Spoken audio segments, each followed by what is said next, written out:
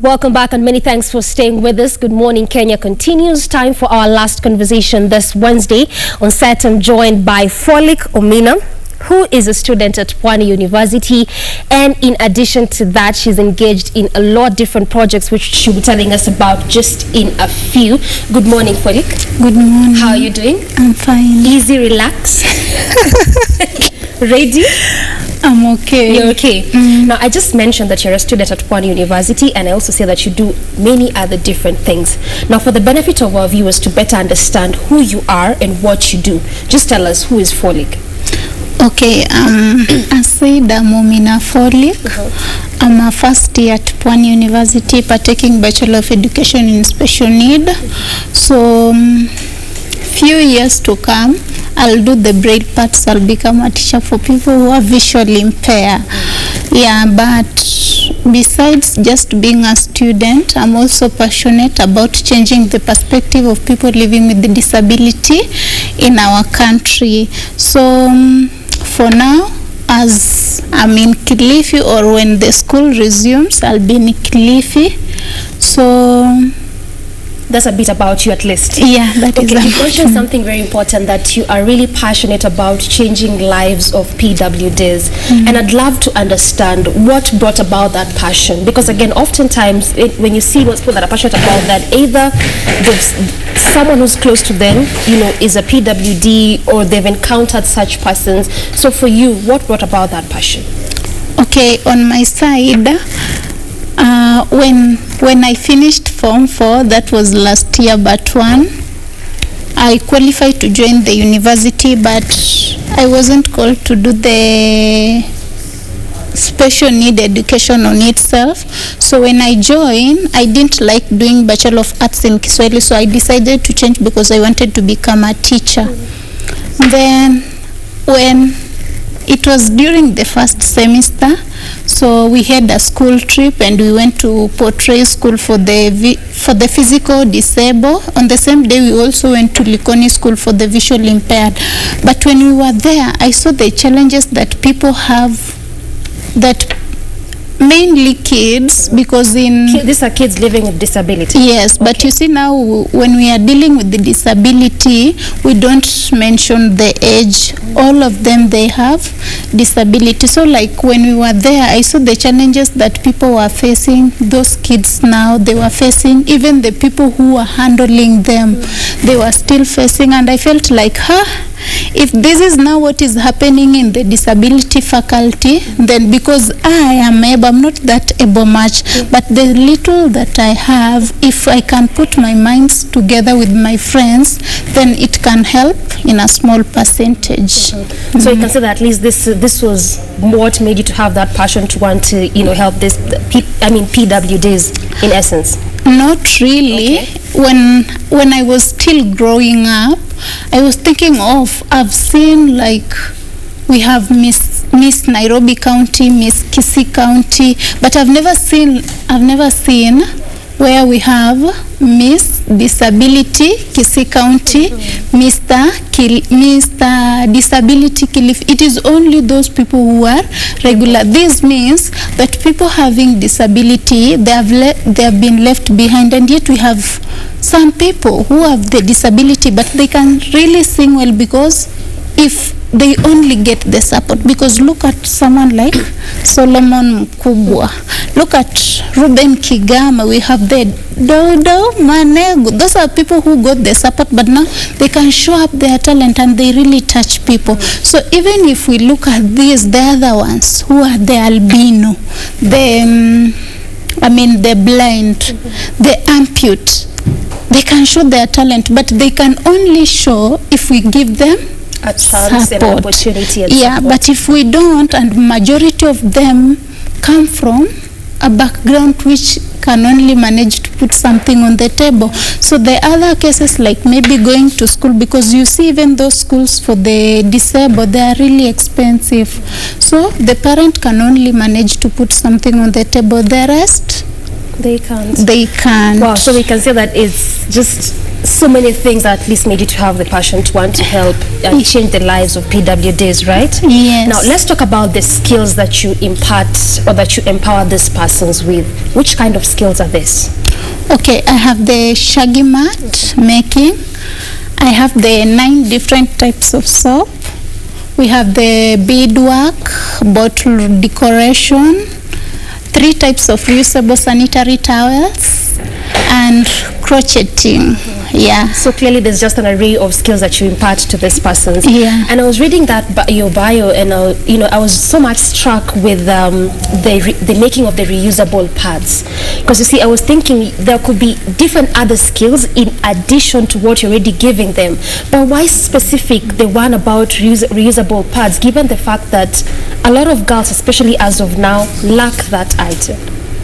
Okay, the big issue or the main thing that made me to think of also making the reusable sanitary towels, it is because on the first day when we were doing our trip to, that was Portray School for the Physical Disabled in Likoni, we found so many girls. Like in Likoni, we had those girls who have low vision, at least with the aid of spectacles, they can see. And there was, now you see when you go to a school, because now as I can say the comrades. Yeah, so when you go there, you make so many friends, and someone tells you like, I want to become your friend, I want to be like you. Oh, so you want to be like me? They admire you. Yeah, they admire you. So you say like, okay, it is okay. So you start making story, and you see like what touched me most is there was one girl. So she told me, hey, what is your name? So we shared so many stories. And then she told me, you can imagine, Mia, they only support me with school fees,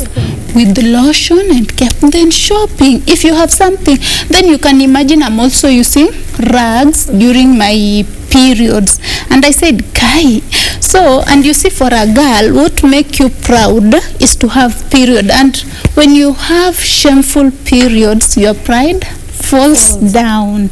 Yeah, so I was really touched. And then when I went back to school, I said, so what can I do? Because if I can be supported by school fees, someone can, I'm an albino, someone can support me with the lotion, with cap, and I don't have sanitary towels, and then per month I have to spend maybe 240 or 120 because some have prolonged period. And you see, that was just one case. What of others? Yeah, you never know. So I said, let me think of coming up with something, because for the reusable sanitary towels, you only need to wash them and then you sun dry them properly. Then you can use them as long as you want. Yes. So how long do they last for the ones that you're making? Okay, they depend. Like for the loose, now this one. This is actually one of them. Yeah, this one is loose reusable sanitary towel. Okay. Yeah, so for this we'll one, just use this one, and the one that on your hand to at least demonstrate for us. We leave the pink one there. Okay. So like this one is, I said we have 3, so we have the loose. So there are 3 types. Yes. Okay. So we have the loose reusable sanitary towel, which is this one. We have the inbuilt reusable sanitary towel, and we have self-contained reusable sanitary towel. But for those one who, the source of income is too low, you can't afford anything, this one you can make from home, provided you know the materials. It is very cheap. So this one, I'll encourage most, like I encourage most students or maybe those people who are traveling to use this one, because what you only need is this one. So you will only be changing this one when it is full. Yeah, but you see, like for inbuilt and self-contained, they are good, yes. They will last, because this one will take 3 years. Okay, 3 years. Yes. And that is every month for 3 years. Okay, so at least also this makes it easy for those girls that come from poor backgrounds and cannot be able to afford the kawaida sanitary pads that you are used to. Yes. And this is one of the things that you teach them. Yes. So when you go about teaching them these skills of making the reusable sanitary pads, do you teach them all the 3 of them and how they can make them, or is just the specific one? No, it depends with the amount, because I have not yet found any organization where I can say maybe I get the funds from the organization, or maybe good source of income, because I myself am a student, I'm a first year. So what I normally do, we do the online contribution with my just friends. Like you find someone is saying me, I'll contribute 20 bob, another one 50. Okay, I myself, I sell second hand cloth. So me, I say, and that's how you get your contribution to continue teaching them how to make such kind of pads. Yes. So on my own side, I say, oh, me, I have 200, and you see, like this one, what I need like 1 meter for the normal cotton, that is 180. The linen itself is 100, that is 1 meter. Then the type of cotton, which is the flannel, now this one for absorbing, 1 meter is 280. So you see, if I get 5 friends and then one is saying me 100, I myself 200, because now I'm the host. So we'll end up 1 meter, 1 meter, 1 meter, and then I need to have the plastic press button. We don't use the metal one, we use the plastic. Then with the tailor, we can maybe manage to make 7 to 10. 7 to 10. So Yes. at least this caters for about 10 girls. Yes. Okay. Now when you go about distributing probably this reusable sanitary pads, are you just doing it around Kilifi, or you've extended your boundaries? Not really. I've done it in Western, that is Kakamega County, but I didn't do it in Kakamega County town itself. It was in Mumias, where I didn't donate, but I had the tutorial, so I taught them how to do it. Yes, but this one now was for a mixed up.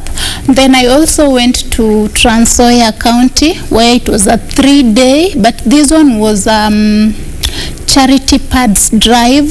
So because I'm a student, I said I can't contribute that much, but I'll only give because you also the knowledge do it by yourself. Yes. The money is coming from you, and you don't have quite much, since you as mentioned, you are still a student. Yes. So at least you've done this in different parts of the country, if you can mention, because you've mentioned Trans Nzoia, you've mentioned at least Kilifi as well. So how can you compare? Because again, when it comes to empowering this PWDs, and even as you mentioned, the young girls, how can you compare it in different counties? Say, for example, in Kilifi, in Trans Nzoia, in terms of the challenges that you face as a person.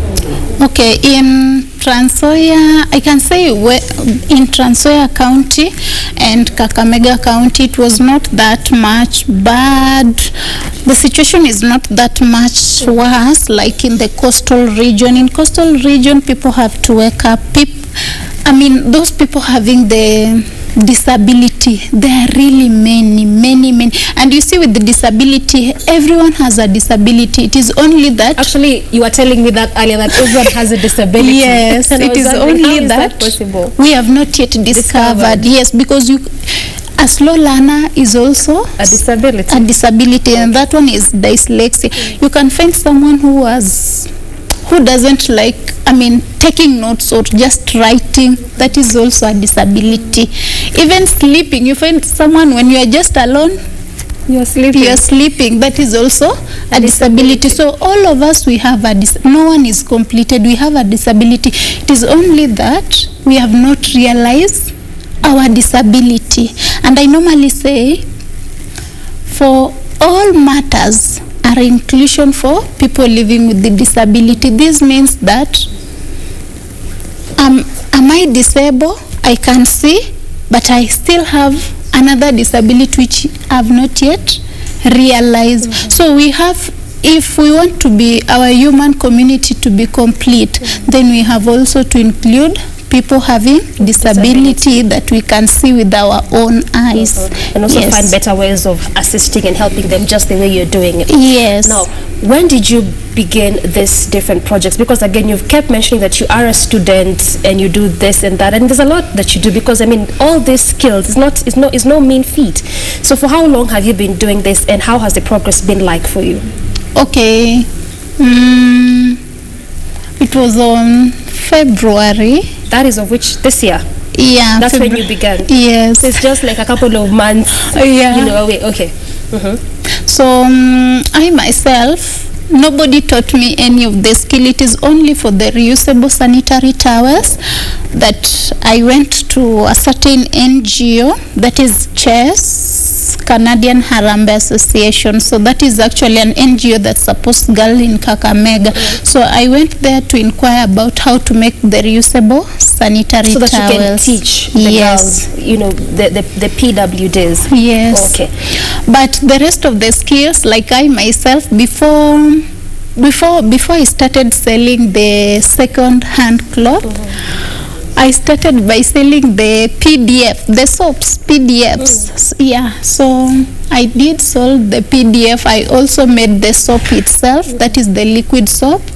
Then I sold, then I thought, if I can be able to make certain types of soap, and then like when you walk around the CBD, that is in Nairobi town, you will find. There was just a day I was walking, just roaming in town to take the statistic of people having the disability, and I found that almost 60% of people having disability, they are beggars, and out of 60%, half of them, they are just dropped in the morning, in the evening. Someone comes to pick them, but I was not really happy, because if you can drop there someone and you pick them by evening, why don't you at least struggle or just show them something which they can do to earn a small. So why don't you empower them? That's what you're saying. Yes.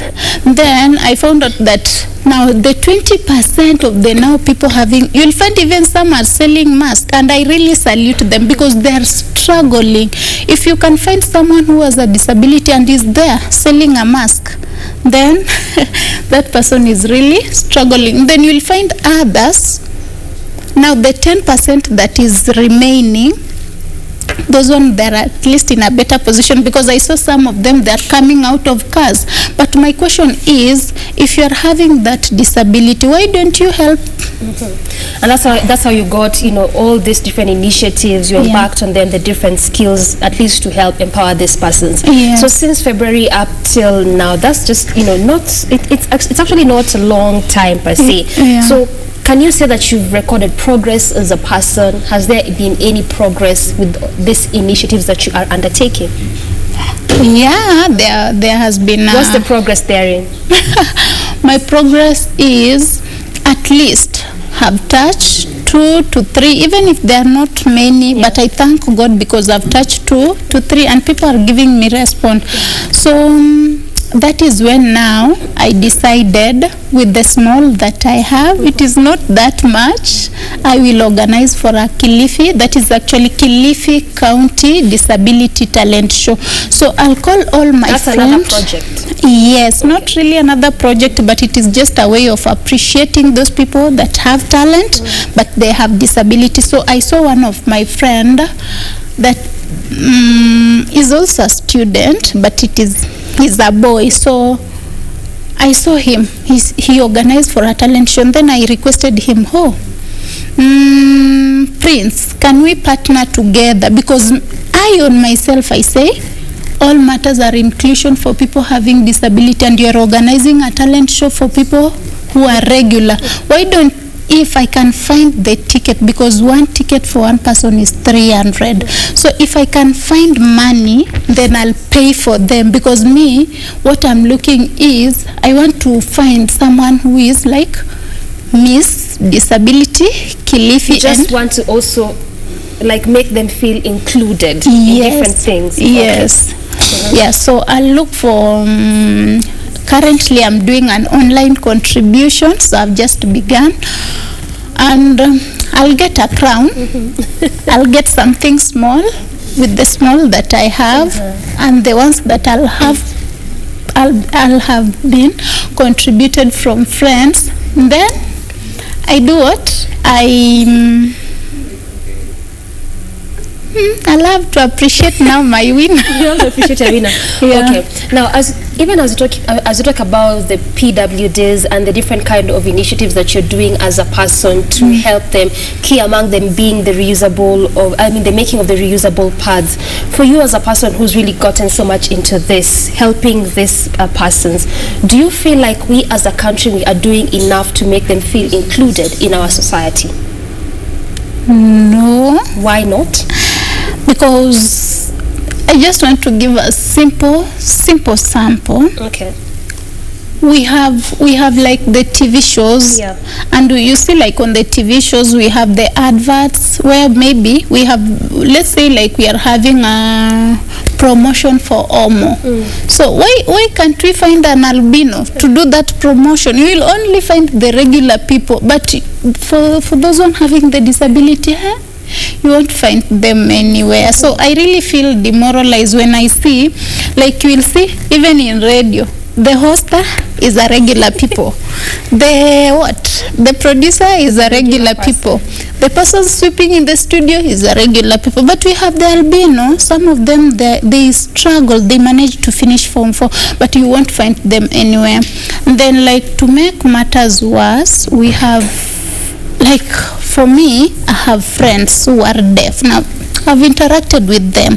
So some of them, they have finished Form 4. But my question is, we have professors who have been told, who have got the scholarship to go and like to proceed with the education, maybe in that specialization of, but you will find very few people having the disability who have got that chance. Then, like, I think even the NYS itself, majority, 90% or 98% of people who qualify are only well-abled persons. Yes, but now the people having the disability, they have really been forgotten. Then now think of corona outbreak. You see, there are some hard facts that people don't know about the people having the disability. We have to understand that people living with the disability, especially during this COVID season, they are the most affected people in our society. Health-wise, it is complicated. You see, the education part, complicated. Education part, because some of them, they lack support, but they are bright. Complicated. So us as a country, we need to do something. We need to wake up. We need to support these people. So at least they feel we have some people who care for us. I alone, I can't manage. Even I've started, but you can't manage. I can't manage because right now I'm looking for people who have disability within Kilifi County. As I told you, in disability faculty, we don't consider the age. So as I'm looking for youth having the disability, there are so many. Right now I'm having 62. And then you can now 62 is the number of the persons you are assisting. Yes, right now, who told me they have talent? One of them told me I have a talent in singing. Then I asked her how I can sing in sign language, and then who will interpret? And then she told me that is not your problem. You just pay for me the ticket. Then others are also telling me they also have the disability. So she can sing in sign language. Yes. That is very interesting. But you see, now she has told me I can sing, but now I don't have a ticket to come to where the session will be. Then I told her, we are also considering that right now we have COVID. So we have to maintain the social distance. We have to put on masks. So look for your mask. Me, I'll give you the sanitizer. Then she told me that is not a problem. Me, I just want fair. Then I want you to ensure that I come and showcase my talent. Now you can see she's telling me I want you to ensure.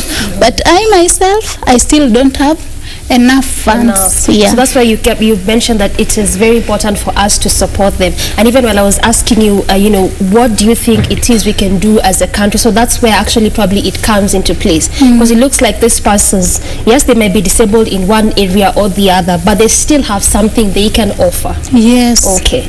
So now when you talk about probably what we can do, what kind of assistance do you feel we can give as a society? Because just the way you're mentioning, you as a person by yourself, you can't go ahead and help all of them per se, and yet all of them have something to offer. So what kind of assistance do you think we can give as a society, so that at least we move from this talk of how can we help this person? Okay, I think maybe we have leaders within ourselves, because even during voting, we count the votes of people having disability. They go to the polling station and vote. I've never seen anyone, or maybe let's talk of the leaders, they object, this is the vote for a person living with the disability. So why don't we look for maybe we have the tutors. It doesn't really matter that we have to pay for them school fees. No, because not all people who are learned are working. No, we still have the hand skills which we can empower them. That is why I said, if I can get 10, for example 10 women who have the disability, then I show them how to make the shaggy mats. Then let us always learn to appreciate them. The problem with most of us will say, huyo ameunda mimi siwezi nikaichukua. Yeah. But let us also learn to appreciate them, so that at least they feel appreciated, and at least they can do something. Yes. All right. Thank you so much, Omina, for that. At least for expounding to us what it is you do as a person, and also with helping the PWDs and the kind of projects you have in place. Asante sana. Asante. So that has been Pholic Omina, a student at Pwani University, as well as also just passionate about changing the lives of persons with disability, talking to us about her personal journey and what she's doing to help these persons. And that is where we wrap it up when it comes to Matters Conversations this morning. But we're still not yet done, so we take a very short break. We'll be back. Stay with us.